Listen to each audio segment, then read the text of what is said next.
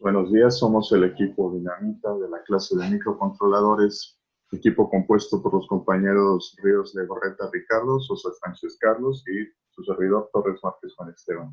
Somos de la sección 5, la clase de los martes y jueves de 7 a 9. Comenzaremos definiendo qué es un microcontrolador. Un microcontrolador es un dispositivo que lleva a cabo procesos lógicos y aritméticos con la finalidad de realizar una tarea específica. Este se compone a su vez de varios bloques funcionales, cada uno de los cuales tiene su propio diseño, su propia manera en que se integra el sistema y su propia tarea que va a realizar. Generalmente la arquitectura de Harvard es la que se toma como base, puesto que la memoria de programa y la memoria de datos se encuentran separadas. Diferencia con un microprocesador. Se suele confundir al microprocesador con el microcontrolador, considerando que ambos son lo mismo o corresponden a lo mismo, puesto que esto es realmente falso. La principal diferencia recae en que el microprocesador es un sistema abierto con el cual se puede construir un computador al añadirle los periféricos y las características deseadas como si fueran módulos, mientras que el microcontrolador ya es el sistema cerrado con las limitaciones que pues ya posee, ya no se pueden ampliar o se le puede añadir más a manera de poder ampliar estas limitaciones que tiene el sistema.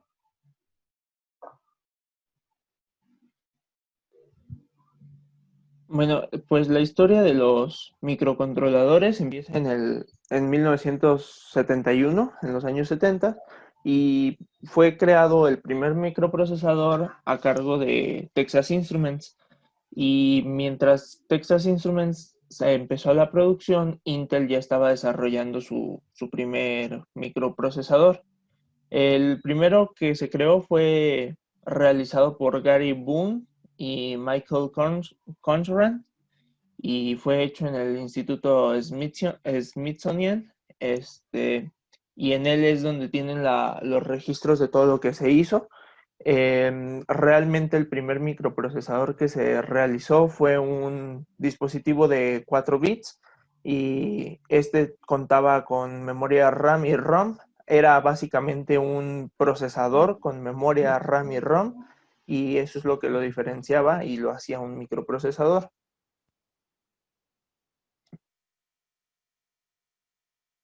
Tenemos también que, como ya lo mencionaron, hay arquitecturas de los microcontroladores y esto es la manera en que vamos a ordenar cada componente del microcontrolador. Tenemos dos diferentes arquitecturas o las dos bases de las conexiones. Estas son la arquitectura von Neumann y la arquitectura Harvard.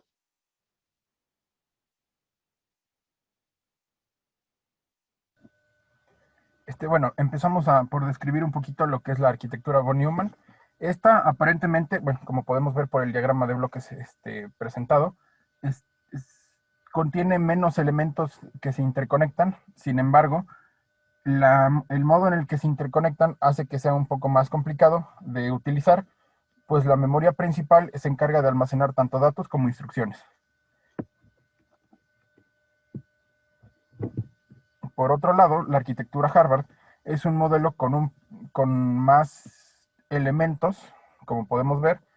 Tiene una memoria destinada a los datos y una memoria destinada a las operaciones. Esa es la mayor diferencia que existe entre estas dos arquitecturas.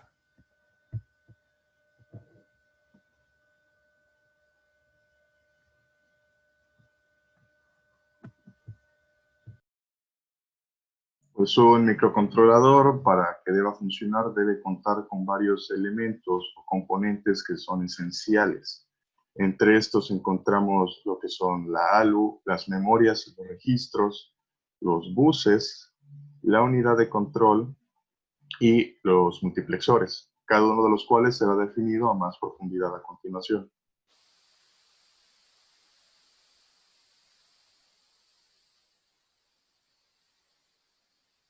Pues la ALU es la unidad aritmética lógica. es un elemento que permite hacer operaciones lógicas y aritméticas, como su nombre lo indica. Para las operaciones lógicas, utiliza las compuertas como son la AND, la OR, la NOT, la XOR, etc. Las operaciones aritméticas que puede realizar son, por ejemplo, la suma, la resta, multiplicación y división, además de que puede realizar operaciones de transferencia de bits.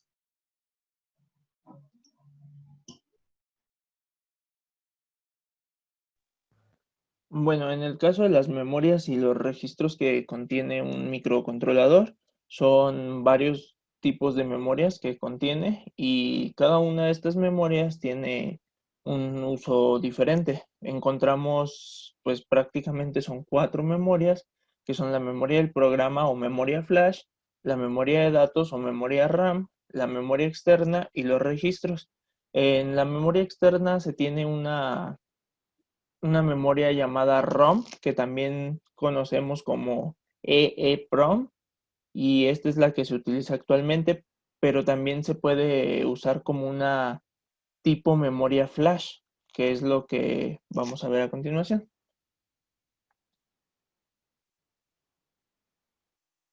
Bueno, la memoria del programa o la memoria flash es una memoria que se utiliza para programar el procesador, el controlador el procesador que se encuentra en nuestro controlador, y le vamos a dar las instrucciones en forma de bits. Aquí es donde nosotros escribimos el código, lo guardamos y aquí es donde se le pasa el programa a la parte del microcontrolador. Estas instrucciones son las que se guardan en su memoria flash del microcontrolador. Tenemos la memoria RAM o SRAM, y esta memoria, pues en la traducción es memoria de acceso aleatorio. Esta memoria nos ayuda a que guardemos una operación por un tiempo limitado, y al momento que la necesitamos, pues la podemos tomar de una manera más rápida, podemos acceder a ella siempre que lo necesitamos. El problema de esta es que es volátil, se considera una memoria volátil, y por ello cuando nosotros tenemos alguna pérdida de energía, se apaga nuestra computadora o simplemente ya acabamos de realizar el procedimiento y apagamos la computadora, esta memoria se va a borrar por completo y va a volver a quedar en blanco para que al momento que nosotros volvamos a hacer otro procedimiento, otro trabajo, pueda tener ese espacio de realizar las operaciones. Esta facilita las cosas, ya que digamos que el dato no se va a ir a guardar y luego tenemos que leerlo, sino que simplemente se almacena en un tiempo, en un espacio específico, en el que va a tomarle menos tiempo leer el dato de regreso o enviar el dato de regreso. En el caso de la memoria externa o memoria EEPROM, es una memoria que se puede borrar y programar. En esta es donde vamos a guardar todo nuestro programa y nuestra información. Cuando nosotros recolectamos cierta información, necesitamos guardarla, como en el caso de cuando hacemos un programa, una presentación, y esto lo necesitamos tener en un espacio definido, que cuando queramos accesar a él esté ahí. Esta memoria no es volátil, así que pues si nosotros apagamos la computadora, volvemos a encender, se nos va la luz o tenemos alguna pérdida de energía, lo que está en esta memoria se va a mantener ahí. La gran diferencia, lo bueno de esta memoria es que es borrable y es programable. Entonces nosotros podemos eliminar y agregar datos tantos como necesitemos. Digo, dependiendo del número de bits que podamos guardar, pero lo podemos borrar y eliminar muchas veces. Esto es lo que nos ayuda para que a la hora de que hacemos el programa, lo guardamos ahí, lo podemos volver a utilizar. Y los registros, el caso de los registros, pues son básicamente flip-flops. En este caso, pues son un poco más complejos, dado que se tienen que interconectar con el core de nuestro microcontrolador, y Estos son los que van a definir el espacio el tamaño de nuestro microcontrolador. Por decir, si nuestros registros son de 4 bits, nuestro controlador va a ser de 4 bits. Y si nuestros registros son de 8 bits, 16 bits, es porque nuestro microcontrolador va a ser de ese tamaño. En este caso, la memoria o los registros, como funcionan, es mediante lugares específicos donde guardan datos parecido a lo que hace la memoria RAM, pero estos datos son de un acceso más rápido. Estos datos trabajan con la velocidad del microcontrolador. Entonces, a la hora que nosotros los necesitamos, los podemos regresar. La parte mala de estos registros es que el dato se borra, digamos, en ciclos de reloj. Entonces, si no los utilizamos, simplemente el dato se pasa y ya no lo podemos regresar. Para esto es que nos apoyamos de los otros tipos de memoria. El, el dato que regresa en un pequeño lapso es utilizable para seguir haciendo nuestras operaciones, por decir, para meter el dato de nuevo digamos que el dato pasó por la ALU y salió, se guardó en un registro, y cuando llega al registro necesitamos que vuelva a pasar por la ALU ahora con otra cantidad de bits y haga otra operación diferente, pero ese mismo dato lo tomamos y simplemente lo volvemos a meter y podemos estarlo usando las veces que necesitemos mientras el tiempo de respuesta nos lo permita. Y con esto pues empezamos a la parte de lo que son los buses. Bueno, por definición, un bus es el modo en el que se conectan los distintos bloques funcionales de nuestro microcontrolador. Como mencionaba mi compañero, por ejemplo, si hacemos una operación con la ALU, este resultado tiene que viajar a una memoria, a un puerto, a distintas partes. Entonces, el medio en el que estos datos viajan entre un componente y otro se denomina bus. Es prácticamente, digamos, como una carretera por la que los datos viajan para llegar de un punto a otro. Y existen distintos tipos de buses. Tenemos, dependiendo de la arquitectura, podemos tener buses de datos, que son los más comunes, buses de control, que son exclusivamente para las señales que controlan todo el sistema, y en casos específicos podemos tener también buses de dirección. Estos se encargan de comunicar el registro de direcciones puede ser con las memorias, por ejemplo, la RAM, o incluso con la unidad de control. Bueno, la unidad de control, no, los buses, perdón.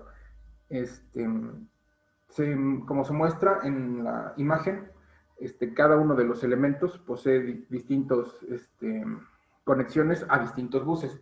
Puede que todos los elementos se conecten a un mismo bus, como por ejemplo en la arquitectura von Neumann, en la que la memoria de datos y la de control se utiliza se comunican a través del mismo bus, o puede que cada elemento se comunique con diferentes buses, de modo que las señales no se crucen.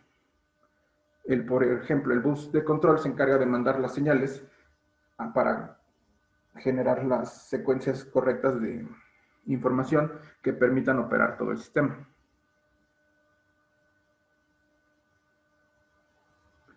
Bueno, por otro lado tenemos la unidad de control, que esta es básicamente una máquina de estados finitos que permite que las instrucciones sean ejecutadas de manera precisa y sin sobresaltos. Si tratáramos de manipular todos los componentes al mismo tiempo, seguramente habría problemas de comunicación e incluso hasta pérdidas de información debido a que todos los componentes tratan de hablar al mismo tiempo.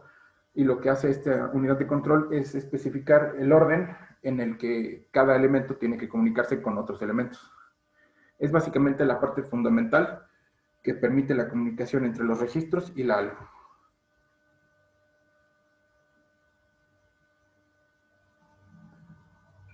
También los sistemas cuentan con por lo menos un multiplexor. En resumidas cuentas, lo que estos hacen es funcionar como selectores de señales, operaciones, etc. Puertos de entrada y salida. Estos tienen como finalidad el, por decirlo de alguna manera, estimular o servir ya sea de entrada o como medio de salida para un microcontrolador. De esta manera se puede comunicar con el exterior y con el usuario de una manera pues visible, de una manera física. Y esta es pues la estructura de la arquitectura que nosotros diseñamos y explicaremos posteriormente. En el diagrama que se muestra podemos ver los diferentes bloques funcionales, como son, bueno, digamos de arriba hacia abajo, una unidad que se encarga de controlar la señal del reloj en la parte de hasta arriba. También tenemos lo que es un registro de direcciones de memoria, que se denomina MAR, que se comunica directamente con la memoria RAM. Esta es la que establece, digamos, la comunicación y selecciona los datos que tienen que salir hacia el bus de datos.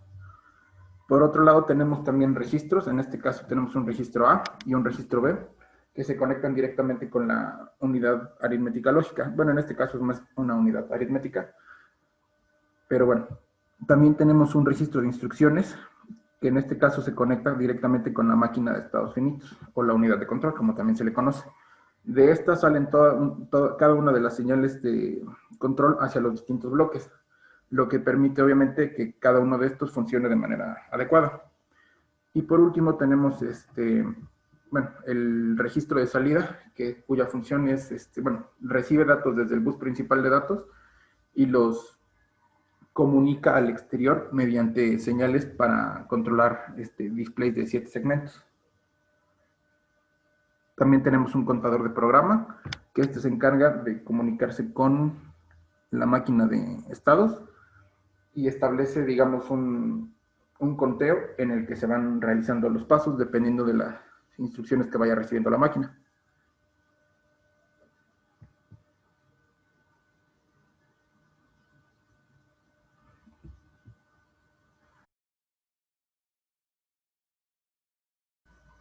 Bueno, pues esta es la arquitectura diseñada por el ingeniero Carlos. Aquí se encuentran todos los bloques que habíamos descrito previamente en la presentación. Y si podemos observar aquí, tenemos como nuestro bloque de control la máquina de estados finitos, la cual tiene como finalidad controlar las señales de los demás bloques. Si la podemos abrir, observaremos los componentes que la constituyen.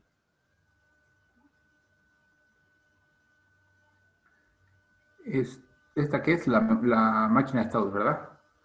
Ok.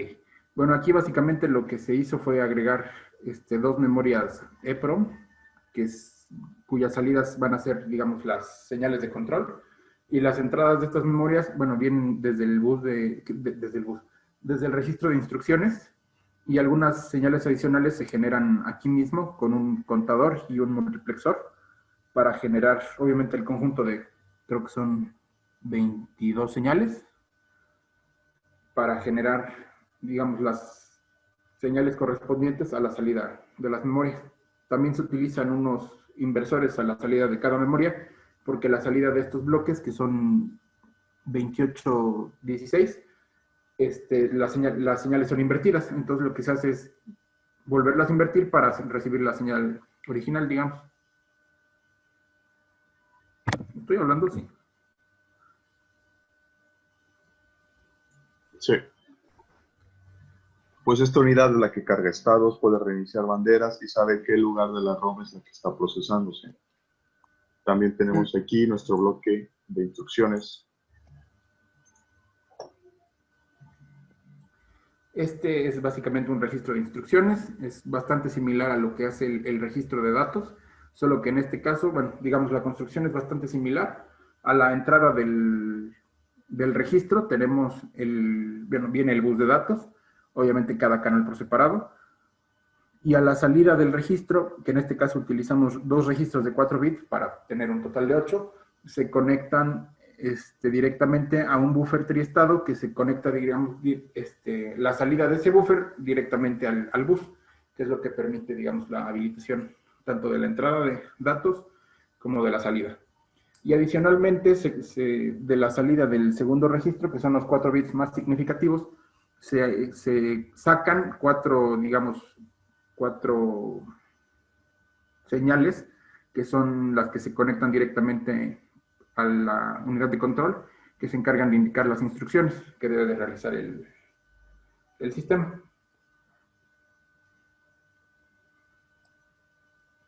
Tenemos también los registros, el registro A y B, que se conectan directamente a la unidad aritmética lógica, y estos también son como el registro de instrucción. Al parecer, pues se componen de la misma manera y ahorita se los explican. Bueno, también estos son, en el caso del registro A y el B, son prácticamente idénticos. Ambos se conectan al bus de datos por un lado, y por el otro, entre la salida de los registros D y el buffer triestado que se conecta al bus principal, tenemos las salidas para conectar directamente a la ALU.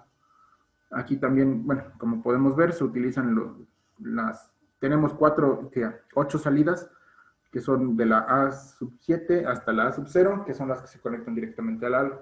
En cada registro tenemos señales de control que indican si se habilita la entrada de datos a los registros o se habilita la salida hacia el buffer.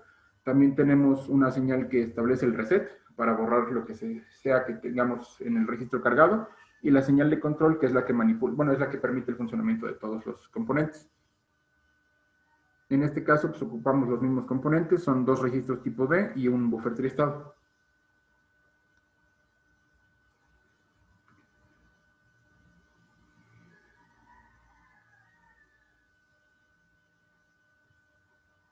¿Qué nos falta? Este es el registro B, prácticamente es idéntico al registro A, solo que se conecta pues en el puerto B de la ALU. Tenemos la ALU, que recibe en las entradas al registro A y el registro B. También tiene algunas señales de control que permite establecer, por ejemplo, si el tipo de operación que se va a hacer. En este caso, bueno, pues es una implementación bastante sencilla. Se realizó con 2 sumadores de 4 bits, no, de 4 bits. Entonces, bueno, en cada uno se conectan los 4 bits, ya sean los más significativos o los menos significativos, y en este caso se realizan operaciones tipo A más B o A menos B, lo cual se establece mediante la señal de control que se encuentra en la parte superior derecha, que indica si la operación a realizar es una suma o una resta. Habilita las puertas XOR que complementan, en caso de que sea una resta, complementan el dato B y hacen la suma con A, que es equivalente a restar los 2 datos. Estos se conectan, bueno, las salidas de los sumadores se conectan directamente a un buffer triestado que se va directamente al bus principal de datos, y además se creó, por así decirlo, se conectó un registro de banderas que permite al sistema, en este caso a la unidad de control, tener información sobre el resultado de las operaciones. Fue simplemente implementado con creo que es un registro de 4 bits también, y un conjunto de compuertas NOR y un AND. También tiene señales de control, el reloj, el reset, cosas así. Y en este caso, bueno, tenemos 2 indicadores, CF y ZF, que van directamente conectados a la unidad de control.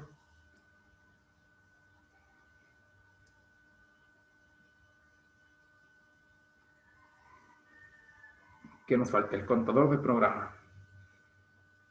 Este es un módulo relativamente sencillo. Su función es básicamente realizar una cuenta que permita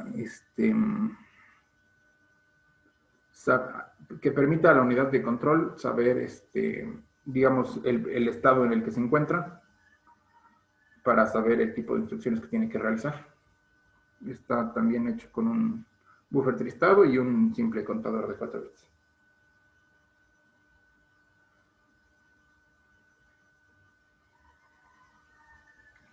La memoria RAM, esa puede, digamos, accederse de manera externa por el usuario con los deep switch mostrados más abajo. Y también, bueno, en este caso, digamos, tiene 2 buses separados. el bus de datos por un lado y el bus de direcciones por el otro. Vamos a ver el esquemático. Aquí también se utilizan, bueno, los datos recibidos o entregados hacia el bus de datos. En el caso de la recepción, se pasan por un multiplexor que se conecta directamente a dos módulos de memoria RAM. Las salidas de estos pasan por inversores, porque como en el caso de las memorias, las salidas vienen invertidas y se conectan a un buffer tristado también para conectar hacia el bus principal. En el caso de la parte superior, tenemos en las memorias RAM lo que viene siendo el bus de direcciones, que viene de la salida del registro de direcciones de memoria, que le indica a la memoria cuál es el dato que tiene que mandar.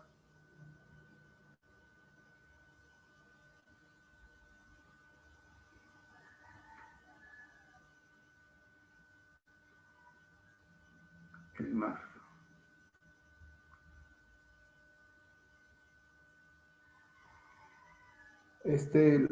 Digamos, el registro de direcciones de memoria es simplemente recibe los cuatro datos menos significativos del bus de datos, y lo que hace es los convierte en direcciones que se comunican directamente con la memoria RAM. También tiene señales de control, como son el reset, la señal de reloj, y pues ya.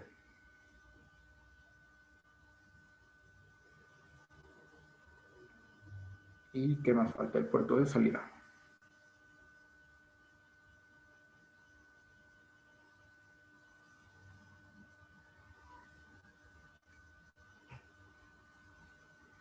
Aquí el puerto de salida también, bueno, recibe los datos directamente del bus de datos principal.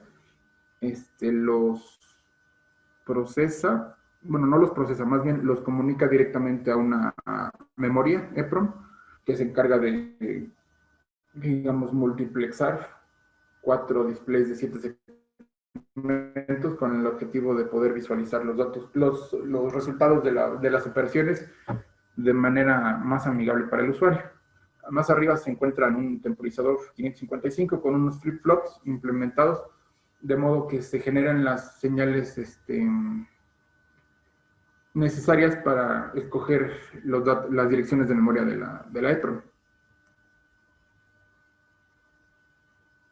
Y básicamente eso. Y pues aquí están los displays para servir como una salida del sistema.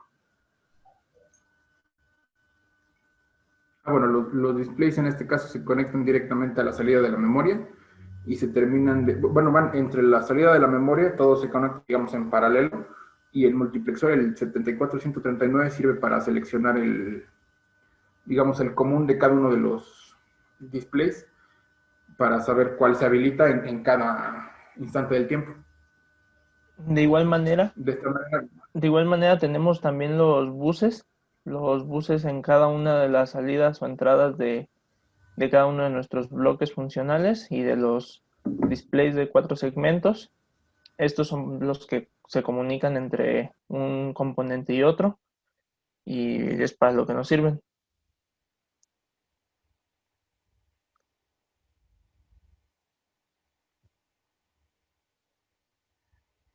También podríamos mencionar que si bien, digamos, esta arquitectura no es la más sofisticada, digo, no es un sistema que se puede implementar para aplicaciones prácticas, digo, no es un procesador de 7 núcleos, 8 núcleos, 20 núcleos, pero pues es bastante útil para más o menos reconocer e identificar cada uno de los componentes que integran una arquitectura de microprocesadores o microcontroladores, y permite fácilmente identificar cada uno de los componentes y qué función realiza cada uno.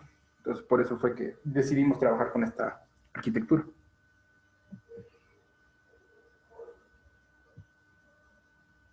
También, bueno, en vez de realizarla en VHDL para, digamos, tener todo en un ambiente más controlado, decidimos montarla en Proteus, porque pues, nos obliga, de cierto modo, a utilizar componentes, llamémosle comerciales, que en caso de que a lo mejor no sabemos cómo funciona el registro o la memoria RAM, siempre es posible consultar las hojas de datos que viene, bueno, en la que podemos obtener una explicación bastante detallada de cómo funciona cada uno de los elementos. Entonces, bueno, pues es un, digamos, un extra.